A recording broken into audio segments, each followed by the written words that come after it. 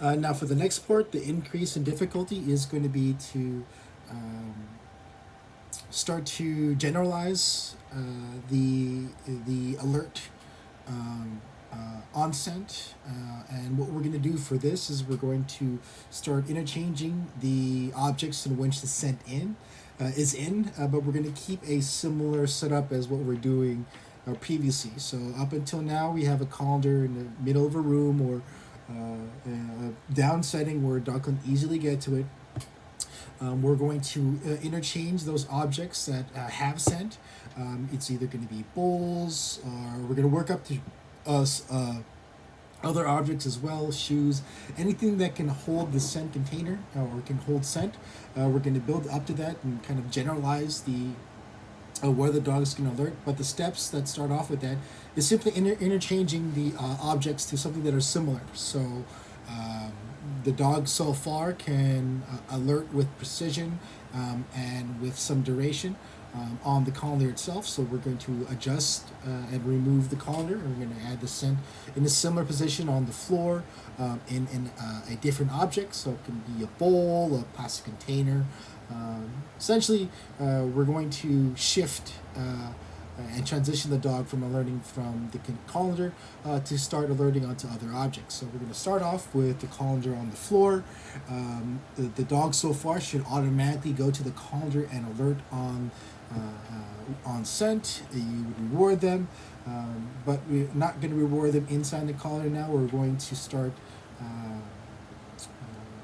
throwing the treats in away from the colanders so that the dog moves away from our training location. In doing so, it gives us our time we can do to readjust the setup and put the scent object into another container.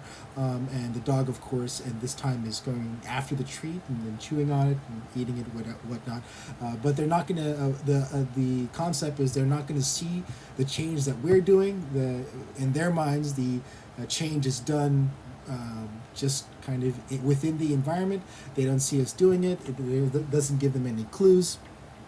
And then they start to work out what to do next. And ideally, we want them to do the same thing, which is they did inside the colander, which is going to be alert on the scent, but we're going to build up to this. So we're not going to be expecting the full precision or the full duration as we got with the colander training. We want to, similar to what we did initially with the colander, which is we want to start rewarding for those steps that they make up to that. So if they move and approach towards the new object that has a scent container, if that's the extent of what they can do for the behavior that we want, then we're going to reward for that and gradually build up so that they can do the same behavior of alerting with precision and duration on it. So we'll replace the colander with something that's similar, either a smaller bowl or a cup or whatnot, or even just an alternative colander that's going to be a different size, different color, anything that just shows a different object. And change and work on their generalization. So we'll do the same thing again. We'll remove the original. We'll start off with the original colander in our setup. The dog will go and do their proper alert with precision and duration. We'll throw the treat away from our setup so that they go get it on their way back.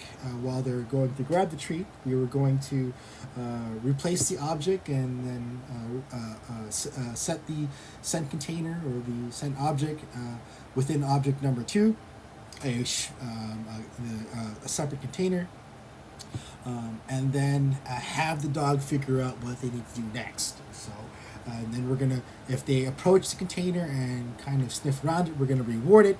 But we're gonna do it in the same manner, which we're throwing the treat away, and we're gonna have them repeat this gradually, like we were doing before, until we get the behavior that we want, which is again the head on scent with their head slightly tucked in and adding a little bit of duration. But we're going to keep building up to that slowly and through multiple sessions if need be. It's all dependent on the dog. But we're going to again start off with the container, the original colander container.